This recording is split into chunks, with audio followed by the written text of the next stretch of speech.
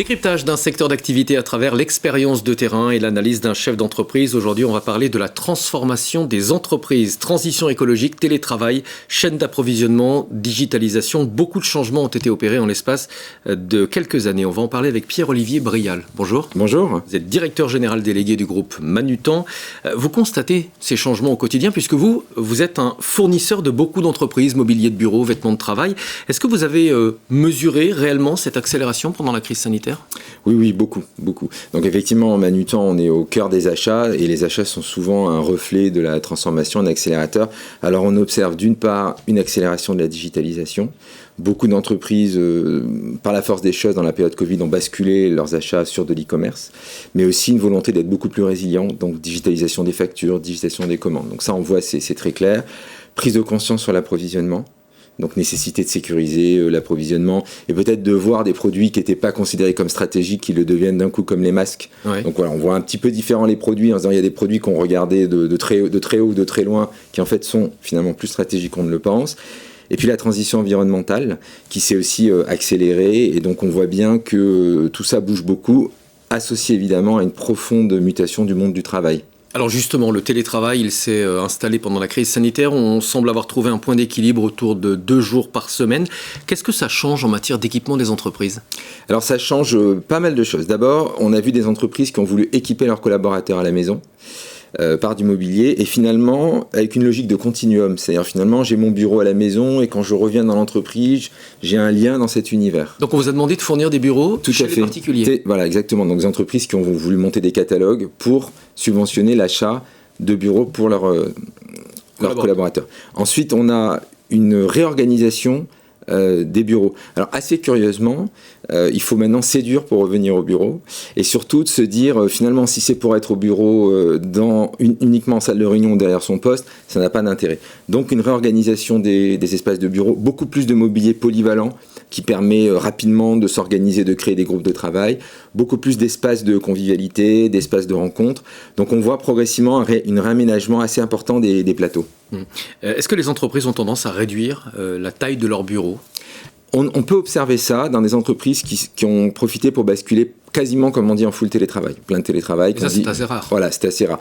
Ce qu'on observe aujourd'hui, c'est quand même plus un réaménagement des espaces. Ce qu'on voit aux États-Unis, où il y a un peu plus de recul, parce qu'en plus, là-bas, aux États-Unis, ils sont vraiment restés pendant 2 ans en télétravail. On n'observe pas massivement une baisse des mètres carrés, mais on observe un réaménagement et une réutilisation des mètres carrés. Vous dites séduire pour attirer. Est-ce que d'une manière générale, la question du bien-être au travail est devenue centrale ? Oui, c'est fondamental. Alors c'est fondamental, d'une part parce que c'est une aspiration d'une génération. Deuxièmement, parce que comme il y a quand même une guerre des talents, c'est une façon de se rendre plus attractif. Et aussi de façon plus générale, parce qu'aujourd'hui, on a vu que le transactionnel pouvait se faire à la maison.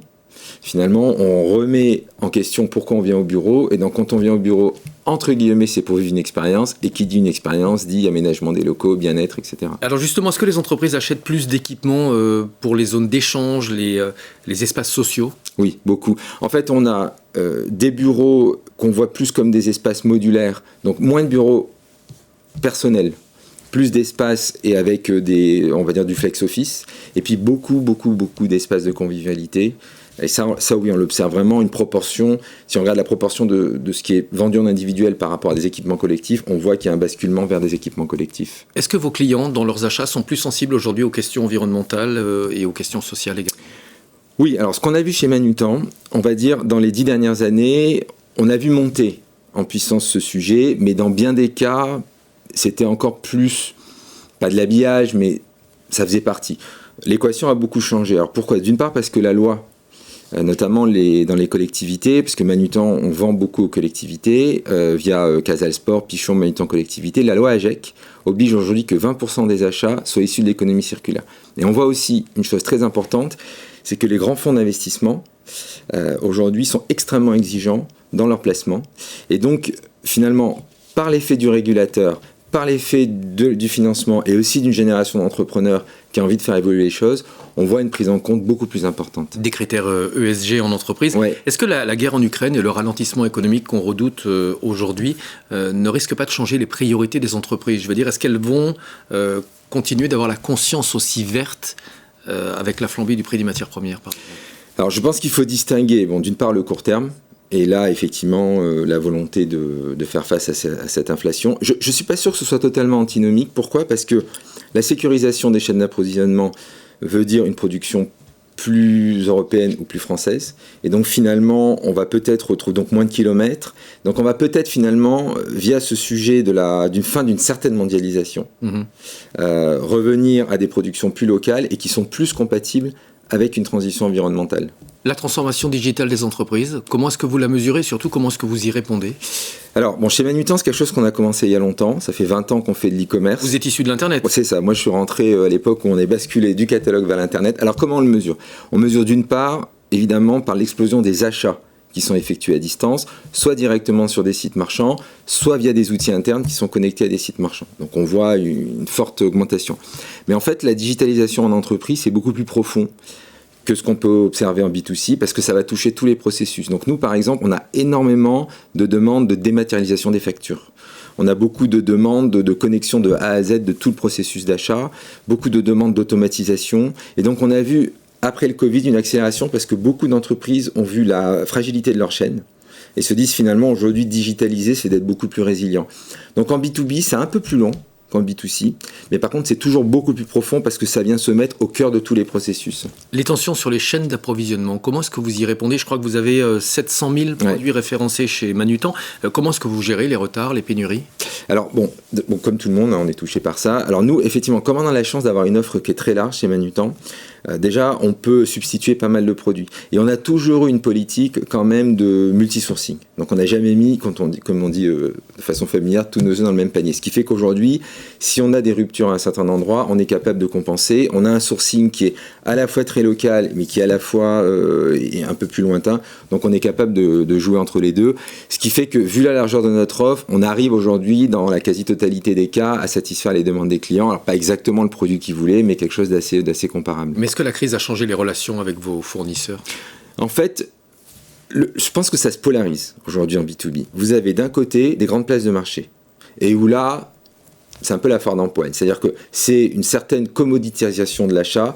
Tous les fournisseurs viennent, on garantit du volume, et ce modèle-là se développe beaucoup et séduisant parce qu'il crée un effet déflationniste.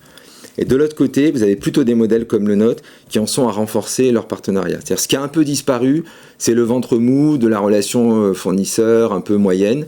On a une polarisation, soit c'est venez tous, que le meilleur gagne sur ma place de marché, c'est un modèle qui est efficace mais qui a ses limites, soit c'est on travaille en profondeur ensemble, ce qui est le modèle Manutan. D'ailleurs, par exemple, la semaine dernière, on a réuni 360 fournisseurs pour parler de transformation environnementale, etc. Donc on a vraiment une polarisation de cette relation. Est-ce que vous avez dû relever vos tarifs en raison de la hausse du prix des matières premières ? Oui, vous avez du pricing power comme investisseur. Alors déjà, nous, comme on a une offre très très large, l'impact des prix de vente ne sont pas les mêmes pour les clients. Ce qu'on a vraiment essayé de protéger, ce sont les produits que les clients achètent souvent et qui ont un impact important sur leur prix d'achat.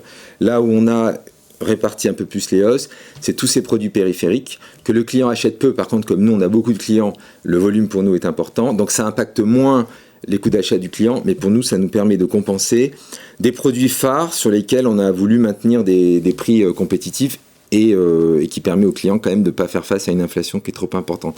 Et d'autre part, on a aussi développé des solutions, par exemple une solution qui s'appelle Save Inside, qui permet à un client de transférer ses achats d'un produit à l'autre, d'acheter moins cher, d'économiser sur les factures, etc. Donc c'est un peu une arme anti-inflation pour aller toucher tout ce qui est coût périphérique et qui n'est pas directement le prix d'achat du produit. Un dernier mot, la concurrence de certains acteurs B2C sur le marché des professionnels, comment est-ce que vous la gérez ? Alors, on a notamment un très grand acteur à Seattle, peut-être vous connaissez, qui est rentré dans le B2C et dans le B2B, donc des acteurs comme Amazon. Alors c'est ce que je vous disais, c'est qu'aujourd'hui ce sont des acteurs qui proposent des offres très très larges, avec des prix très compétitifs. Et donc, on va dire que l'achat de base, j'ai besoin d'un produit, je viens l'acheter, crée de moins en moins de valeur. Et donc nous, on s'est progressivement, tout en restant sur ce sujet-là, on s'est progressivement orienté vers des offres de services. Ce dont je vous parlais pour Manutan, Save Inside, donc qui est un outil d'analyse de la consommation et de recommandation d'économie. Sur Manutan Collectivité, des services d'équipement des classes de A à Z. On a racheté une start-up, ZAC, qui, dans l'économie circulaire, qui récupère, revend du matériel électronique. Donc en fait, on lance toute une gamme de services pour aller vers la valeur ajoutée et moins vers la transaction de base sur lesquelles les modèles B2B sont quand même très performants. Merci beaucoup. Merci à vous. En plateau, nous parler de votre métier, de votre entreprise. Pierre-Olivier Brial, directeur général délégué du groupe Manutan. Merci. À bientôt pour un nouveau décryptage.